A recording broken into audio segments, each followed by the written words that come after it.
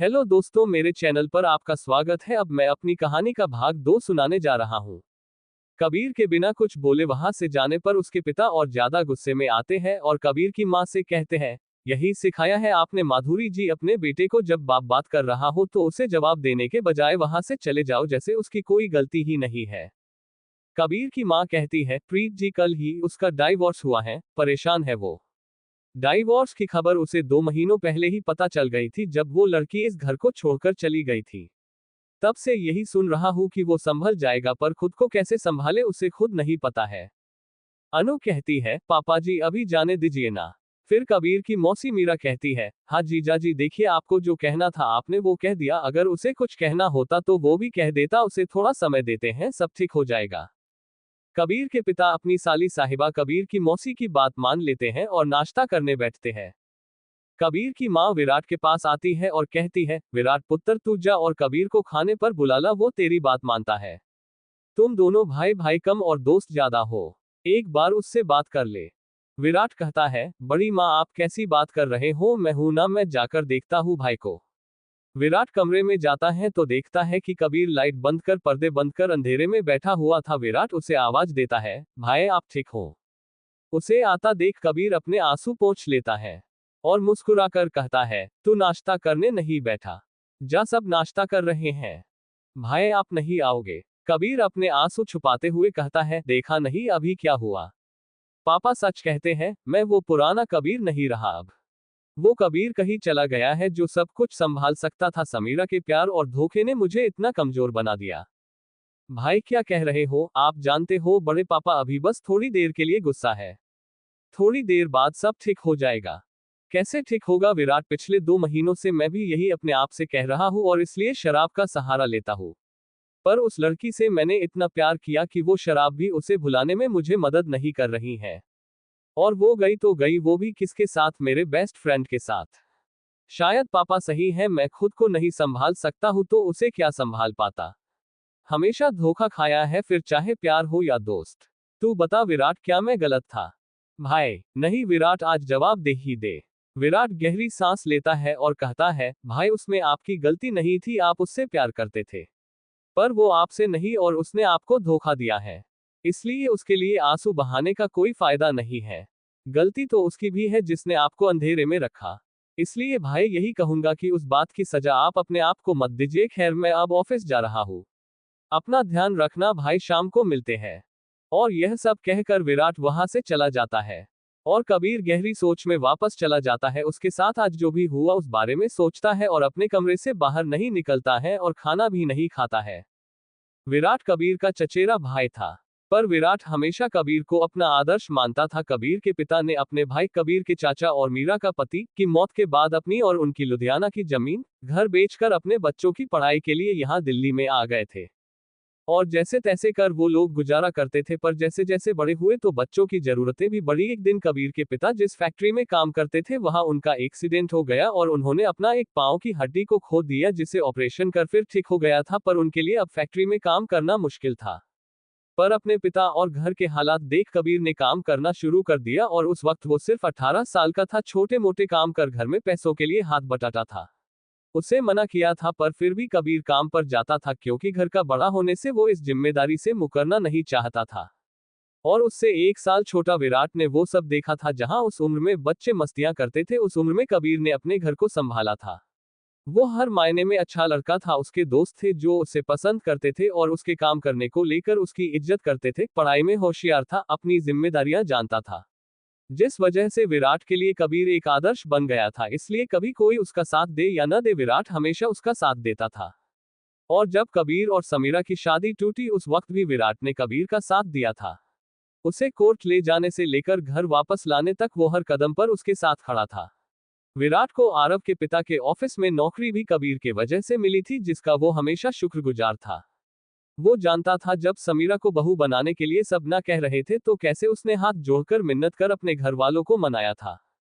क्योंकि कबीर का वो पहला प्यार था, पर जब कबीर पर जिम्मेदारियां बढ़ी तो वो अपना समय समीरा को नहीं दे पाया और तभी उसके बेस्ट फ्रेंड ने समीरा को उसके प्यार को उससे छीन लिया, या शायद वो कभी उसकी थी ही नहीं। कबीर अपने आप से कहता है, मुझे अपने परिवार से दूर जाना होगा, उस औरत को अपने दिल दिमाग से बाहर निकालना होगा। आखिर सारी औरतों को पैसा ही चाहिए होता है। मेरी गलती थी कि मैंने उससे पागलों जैसा प्यार किया और अपने दोस्त और उसे और नजदीक आने दिया, पर आज के बाद मैं ऐसी गलती नहीं करूंगा। मैं कबीर सिंह भाटिया आज के बाद एक औरत की तरफ आंख उठाकर क्या उसे देखूंगा तक नहीं, क्योंकि औरतें सिर्फ मतलबी होती है जो सिर्फ अपना फायदा देखती है। और शराब की बोतल से वो शराब पीता है और खिड़की से बाहर देखकर कहता है, समीरा आरव बख्शी, शादी तो हो ही गई होगी तुम्हारी। Wish you a happy married life. और कोशिश करना कि मेरी जिंदगी में वापस ना आओ। ये सब कबीर कहते हुए उसके आंखों में आंसू थे और उदासी भी, पर सच में आज भी उसका दिल उस समीरा से प्यार करता था जिसने उसे धोखा दिया था, क्योंकि अदिति की तरह उसका भी वो पहला प्यार था जिसके मायने उन दोनों के लिए अलग थे। पुणे, महाराष्ट्र। रात का वक्त था। अदिति के घर का माहौल शांत हो गया था, सब खाना खाकर सो गए थे और अदिति भी अपने कमरे में सोने की कोशिश कर रही थी, पर अदिति को जरा भी नींद नहीं आ रही थी। उसके साथ हुआ वो धोखा बार बार उसे याद आ रहा था। वो सारे तोहफे जो उस लड़के ने उसे दिए थे वो लम्हे बार बार उसे याद आ रहे थे और वो उठकर अपने बेड पर बैठ जाती है और उसकी आंखों में आंसू आ जाते हैं और वो रोने लग जाती है और रोते हुए अपने आप से कहती है, अदिति तू ये सब क्या कर रही है? अभी कल ही तो तू वहिनी के सामने बहुत होशियार बन रही थी, अब क्या हुआ? देख, तू अपने अपने आप को शांत कर सकती है। और रोते हुए अदिति अपने आप को शांत करने की कोशिश करती है। उसके रोने से सिसकने की आवाज सुनकर बगल में सोई हुई उसकी चचेरी बहन वेदिका 20 उठ जाती है और कहती है, ताए आप ठीक हो ना? मैं वहिनी को बुलाकर लाती हूँ। है ठीक है। अदिति उसका हाथ पकड़ती है और उसे रोकती है और कहती है, वेदु सब कुछ ठीक है। वेदिका चिंता के साथ कहती है, ताई पर आप रो रहे हो? अदिति अपने आंसू पोंछते हुए कहती है, ठीक है वेदु, शायद मेरी किस्मत में यही सब लिखा हुआ था। ठीक है, कोई बात नहीं। और मैंने वहिनी से कहा था कि मैं एक बहादुर और एक समझदार लड़की हूं और मैं वो बनूंगी। और जमीन और देखते हुए कहती है, जहां तक बात है प्यार की, हमने प्यार किया था या फिर शायद सिर्फ मुझे प्यार हुआ था। जो भी है, मैं एक समझदार लड़की हूँ और तुझे पता है वेदु, शायद मेरे साथ जो भी हुआ वो किसी वजह से हुआ और कम से कम एक बात तो पता चल गई कि वो कभी मुझसे प्यार करता ही नहीं था। वो इसलिए अच्छा हुआ कि मेरी शादी टूट गई। और शायद मर्द सिर्फ अपने फायदे के लिए प्यार का नाटक करते हैं, उन्हें कोई प्यार नहीं होता है, फिर चाहे वो शारीरिक हो या किसी और का फायदा हो या उनके शौक का हो। मर्द ना हम औरतों के प्यार के लायक ही नहीं होते हैं। वेदु अदिति को शांत कराने की पूरी कोशिश करती है और कहती रहती है, ताई प्लीज शांत हो जाओ आप, प्लीज। अदिति शांत आवाज में कहती है, हाँ वेदु तू सही कह रही है, मुझे शांत हो जाना चाहिए, क्योंकि आज के बाद ना तो उसके लिए अदिति का मंगेतर मेरे दिल में प्यार है, नहीं दरअसल उसके लिए कोई भावना ही नहीं है, न प्यार की और न ही नफरत की, वो बस एक अजनबी है मेरे लिए। अदिति वेदु की ओर देखती है और कहती है, ज्यादा बोल गई। वेदु एक छोटी नाराजी वाली मुस्कुराहट के साथ कहती है, बहुत ज्यादा आप भूल रहे हो, आप एक डॉक्टर हो और आपको इतना गुस्सा नहीं होना चाहिए। और आपको हर रोज एक आदमी पेशेंट मिलेगा तो क्या आप उसका इलाज नहीं करोगे? अदिति उसकी ओर देखकर कहती है, कैसी बात कर रही है वेदु तू? वेदिका कहती है, वही तो ताए, अब जो हुआ सो हुआ, आप उस बात को बदल नहीं सकते हो। अदिति मुस्कुराकर कहती है, जानती हूं मैं और मैं समझ भी रही हूं कि तू क्या कहना चाह रही है। और एक बात भूल मत, मैं डॉक्टर हूं, गुस्से में काम करूंगी तो मेरी मेहनत बेकार हो जाएगी। ये सब तो बस अपने आप को समझाने के लिए कह रही थी। और जहां तक बात है उसकी, उसके लिए मेरे दिल में कोई भावना नहीं होगी, वो तो एक अजनबी ही रहेगा मेरे लिए। वेदु अपनी बहन के जवाब पर मुस्कुराती है और कहती है, चलिए ताई अब आप सो जाए, मैं जानती हूं आप एक समझदार और बहादुर लड़की हो। उद्धरण चिन्ह। अदिति कहती है, तू सो जा, मैं थोड़ी देर खिड़की के पास खुली हवा खाती हूँ। ठीक है ताई, पर जल्दी सोना। और अदिति वहां से उठकर खिड़की के पास जाती है और कहती है, सच में उसके लिए आज के बाद ना तो मैं रोऊंगी और ना ही उसे याद करूंगी। और जहां तक बात है शादी की, वेदु की तरफ देखती है जो कि सो गई थी। मुझे माफ करना, पर मैं किसी आदमी पर भरोसा तो कर ही नहीं पाऊंगी। तो अब किसी के साथ जिंदगी गुजारना बहुत मुश्किल है मेरे लिए। आज कबीर और समीरा दोनों अपने जिंदगी में एक फैसला ले रहे थे अपने परिवार के लिए। अपने लिए जिससे उनकी जिंदगी संवर पाए और अपने परिवार को भी वो संवर पाए, पर उसी के साथ आज से कबीर जिसके दिल में समीरा की वजह से औरतों के लिए नफरत भर गई है, तो वहीं अदिति जिसके लिए अब किसी आदमी और शादी दोनों पर भरोसा करना हो गया था मुश्किल। कबीर अपने आप से कहता है, मुझे अपने परिवार से दूर जाना होगा, उस औरत को अपने दिल दिमाग से बाहर निकालना होगा। आखिर सारी औरतों को पैसा ही चाहिए होता है। मेरी गलती थी कि मैंने उससे पागलों जैसा प्यार किया और अपने दोस्त और उसे और नजदीक आने दिया, पर आज के बाद मैं ऐसी गलती नहीं करूंगा। मैं कबीर सिंह भाटिया आज के बाद एक औरत की तरफ आंख उठाकर क्या उसे देखूंगा तक नहीं, क्योंकि औरतें सिर्फ मतलबी होती है जो सिर्फ अपना फायदा देखती है। और शराब की बोतल से वो शराब पीता है और खिड़की से बाहर देखकर कहता है, समीरा आरव बख्शी, शादी तो हो ही गई होगी तुम्हारी। Wish you a happy married life.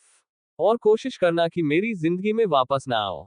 ये सब कबीर कहते हुए उसके आंखों में आंसू थे और उदासी भी, पर सच में आज भी उसका दिल उस समीरा से प्यार करता था जिसने उसे धोखा दिया था, क्योंकि अदिति की तरह उसका भी वो पहला प्यार था जिसके मायने उन दोनों के लिए अलग थे।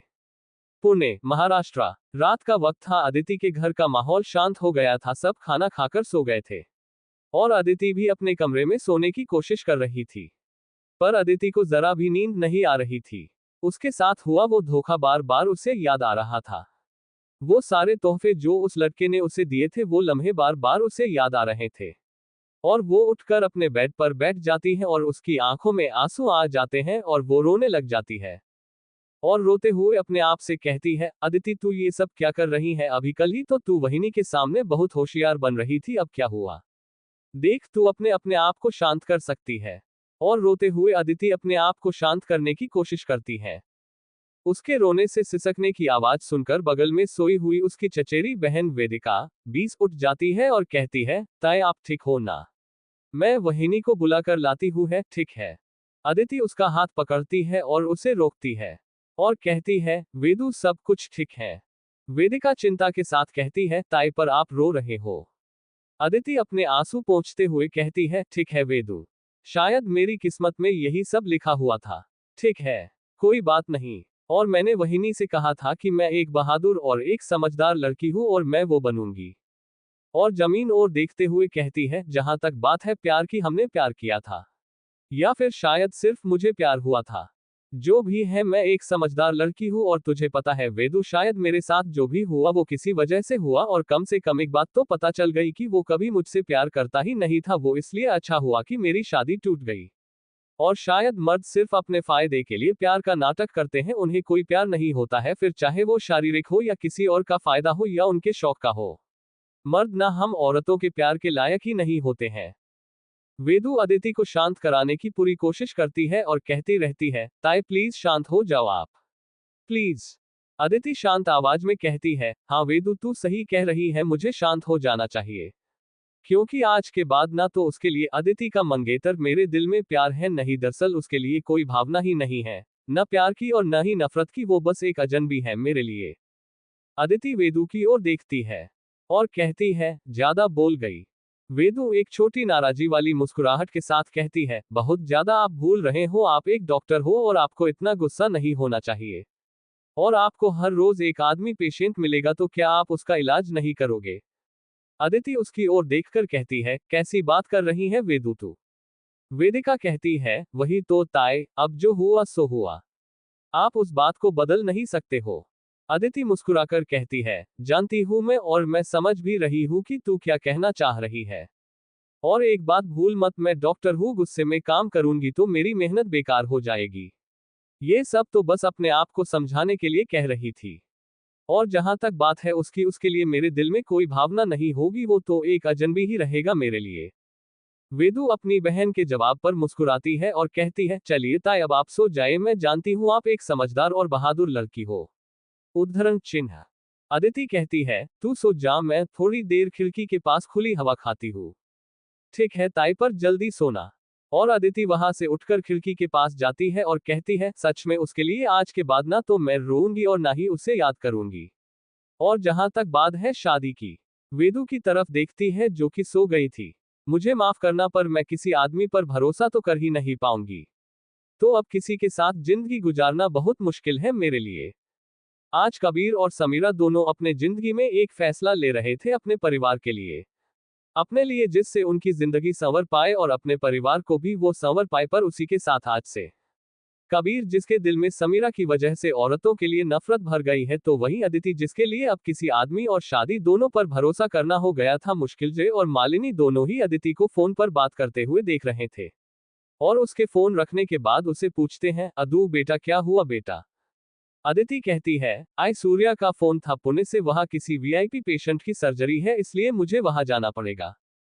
मालिनी कहती है, पर कोई तुमसे मिलने आने वाला है अदू। अदिति कहती है, वो इंतजार कर सकता है, अब तक कुछ बात नहीं बनी है और पेशेंट भी जरूरी है ना। ठीक है, अब मैं जा रही हूँ मुंबई, पर उसके पहले अपने क्लिनिक वहां एक सर्जरी है और हड़बड़ी करते हुए अपने आई से और कुछ सुनना न पड़े इसलिए जल्दी जल्दी में कहती है, ठीक है आई, मैं जानती हूँ आप बेस्ट हो।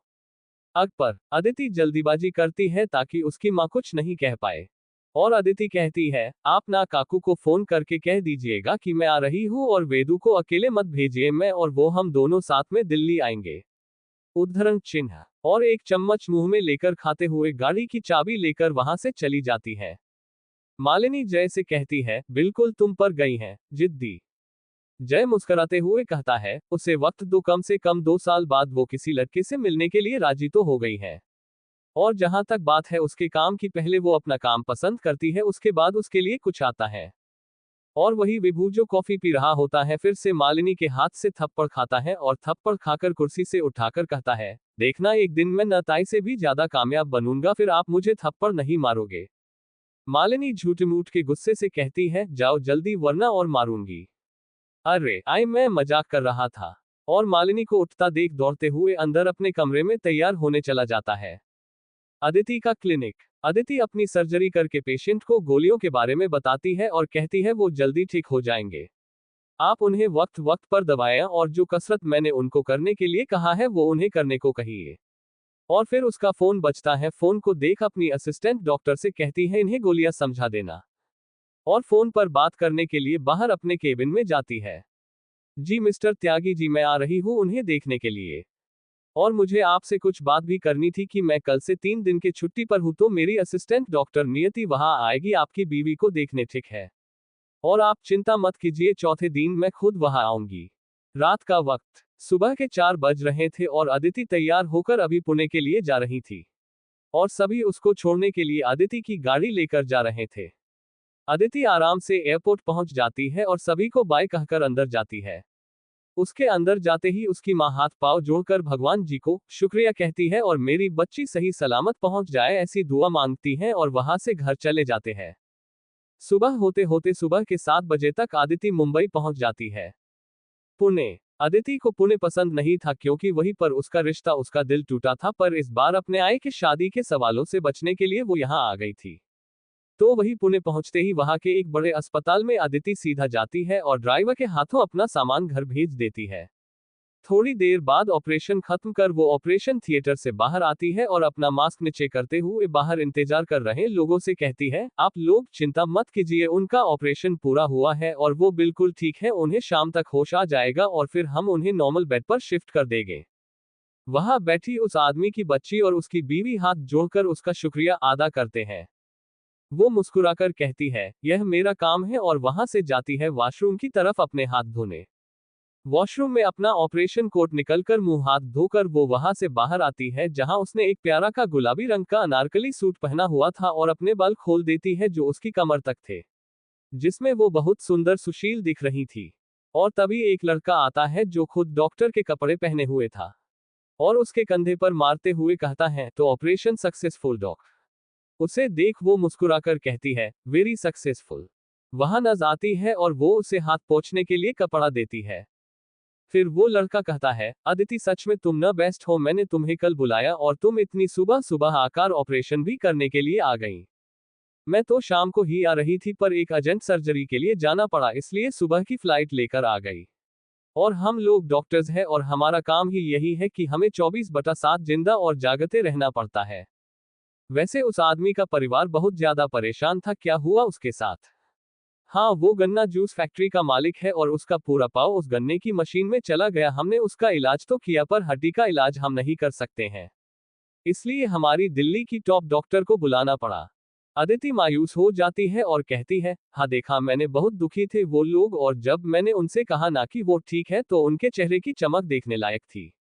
वैसे वो बहुत जल्द ठीक हो जाएगा, 10 दिन उसे यहीं पर रखना, फिर कुछ फिजियोथेरेपिस्ट की मदद लेने को कहना, वो चल सकेंगे। फिर सूर्या खुश होकर पूछता है, खैर वो सब छोड़ो, आज तुम फ्री हो? अदिति शक की निगाहों से उसे देखते हुए कहती है, ऐसे क्यों पूछ रहे हो? बात क्या है? सूर्या उसे चिढ़ाने के लिए कहता है, तुम्हें डेट पर ले जाना है। इतने दिनों बाद मिली हो तो डेट पर जा ही सकते हैं। अदिति मुस्कुराते हुए उसे देखती ही रहती है। सूर्या मुस्कुराते हुए अदिति से कहता है, तुम्हें डेट पर ले जाना है। इतने दिनों बाद मिली हो तो डेट पर जा ही सकते हैं, इतना लंबा रिश्ता हम चला रहे हैं तो कुछ तो पल का हकदार तो हूं ना मैं। अदिति मुस्कुराते हुए उसे देखती है और हंसते हुए कहती है, अच्छा तो मिताली ने तुम्हें छोड़ दिया? सूर्या का फ्लर्ट वाला अंदाज बदल जाता है और कहता है, अरे उसे क्यों बीच में ला रही हो? और तभी वहां एक दूसरी औरत डॉक्टर आती है और कहती है, फिलहाल तो नहीं, पर मुझे लगता है कि इसकी हरकतें देख मुझे इससे डाइवोर्स ले ही लेना चाहिए, और उसका कान पकड़कर मरोड़ती है।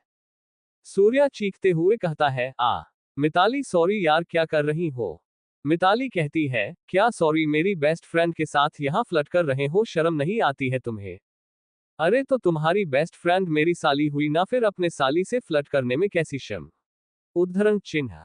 और तभी और एक डॉक्टर वहां आता है जो कि एक लड़का था, और वो उन्हें देखकर मिताली से कहता है, और जोर से उसका कान मरोड़ो, तभी इसकी अक्ल ठिकाने आएगी। और अदिति आधा गले लगाते हुए कहता है, कैसी हो अदिति? इतने समय बाद। अदिति उसे देखकर मुस्कुराती है और खुशी से गले मिलकर कहती है, मैं ठीक हूँ विजय, तुम कैसे हो? विजय पूछता है, बिल्कुल ठीक। वैसे तुम यहाँ आए कब? अदिति कहती है, आज सुबह की फ्लाइट से। सूर्या ने मुझे कल फोन किया था कि एक ऑर्थोपेडिक स्पेशलिस्ट के लिए एक केस आया है, तो इसने मुझे बुलाया था। और अभी बहुत दिन हो गए थे कि मैं यहाँ पुणे वापस आए हूँ, तो फिर काका और काकू, चाचा और चाची भी मुझे घर आने के लिए कह रहे थे। जब से बाबा का ट्रांसफर दिल्ली हुआ तब से हम आए ही नहीं। सूर्या कहता है, 2 साल हो गए हैं कि तुम पुणे वापस आए हो तो, और तुम्हें हमारी याद भी नहीं आई? अदिति कहती है, इसलिए तो फिर मैंने सोचा कुछ दिनों के लिए क्लिनिक से छुट्टी लेकर मैं यहाँ ऑपरेशन के लिए आ ही रही थी, फिर कुछ दिन यहीं पर गुजार लेते हैं। मिताली कहती है, इतने आसानी से हम तुझे छोड़ेंगे नहीं, पार्टी चाहिए है हमें। मतलब तू पूरी तरह से वहां बस गई, 2 साल में तूने खुद का एक क्लिनिक, इतनी कम उम्र में वो भी। अदिति मुस्कुराकर कहती है, बस देव बाप्पा भगवान ने साथ दिया, बस वहीं। और फिर वहां नज आती है और कहती है, Vijay sir, Mitali ma'am, operation theatre तैयार है, आप लोग पेशेंट को देख सकते हैं। फिर वो दोनों वहां से जाते हुए कहते हैं, शाम को बात करते हैं, और वहां से चले जाते हैं।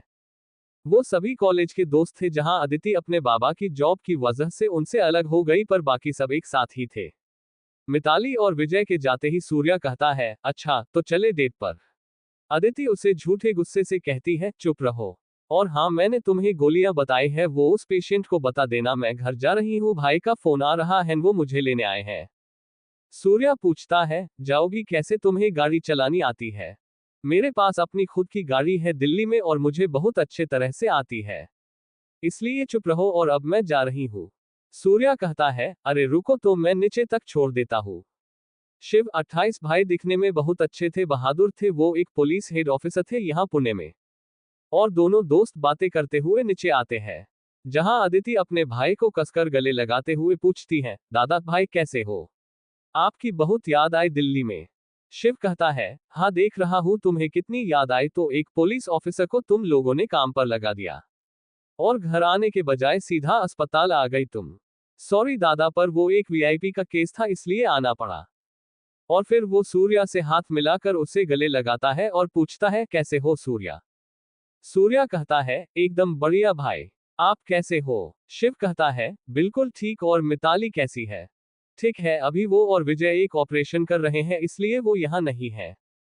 शिव कहता है, चलो फिर तुम्हें भी काम होगा, मैं इस दिल्ली की मैडम को घर ले जाता हूँ, वरना हमारी छोटी मैडम और उसका छोटा दोस्त दोनों मिलकर पूरा का पूरा घर सर पर उठा देंगे। पहले ही इसके यहाँ आने पर बवाल कर रही थी दोनों। अदिति मुस्कुराते हुए कहती है, दोनों के दोनों पागल हैं। शिव कहता है, अरे तुम घर तो चलो, तुम्हें दोनों पागल कर देंगे। अदिति मजाक करते हुए कहती है, अब मुझे डर लग रहा है दादा, मैं यहीं से दिल्ली वापस चली जाती हूँ। और सभी हंसते हैं और शिव फिर सूर्या से कहता है, चलो सूर्या फिर मिलते हैं। और एक दूसरे को बाय कर वो दोनों गाड़ी में बैठकर चले जाते हैं और सूर्या वापस अस्पताल के अंदर चला जाता है। उस घर में जाने से अदिति कतरा रही थी क्योंकि वो वही घर था 2 साल पहले उसे धोखा मिला था, उसकी शादी टूट गई थी। इसलिए उसने कभी वापस पुणे आने के बारे में नहीं सोचा था। भले ही वो उसके दादा दादी का घर था पर वो हमेशा यहाँ आने से मना करती थी। पर आज जिंदगी उसे फिर यही वापस लेकर आ रही थी और उसके घर पहुंचते पहुंचते उसे उसके साथ हुआ वो सारा किस्सा उसके आंखों के सामने आ रहे थे, जिसे याद कर वो अपनी आंखें बंद कर देती है। पर उसकी इस बात को शिव देख लेता और पूछता है, तुम ठीक हो? अदिति नाराजगी से कहती है, हाँ बस वही पुरानी यादें। शिव एक बाजू में गाड़ी रोक देता है और कहता है, तुम और मैं, हम दोनों में बस 1 साल का अंतर है और हम भाई बहन ज्यादा दोस्त बन के रहे हैं। वो बात अलग है कि तुम्हारी दोस्ती नैना अदिति की वहीनीत से ज्यादा अच्छी हो गई। तुमने उस हादसे के बाद पुणे आना बंद कर दिया, तुमने कभी भी यहाँ कदम नहीं रखा और अब रखा है तो वो सारी बातें भूल जाओ। जानता हूँ तुम्हें वो याद आएंगी पर सजा तो तुम्हें ही मिलेगी, इसलिए उस सब को याद आने ही मत दो। अदिति मुस्कुराती है और कहती है, आप और वहिनी हमेशा से दोनों ही बेस्ट थे हैं और रहेंगे, जो मेरी हर परेशानी सुलझा देते हैं। और अपनी बहन को हंसते हुए और हमेशा की तरह खुश देख गाड़ी फिर से शुरू कर वो घर जाते हैं। मेरी कहानी यही समाप्त होती है।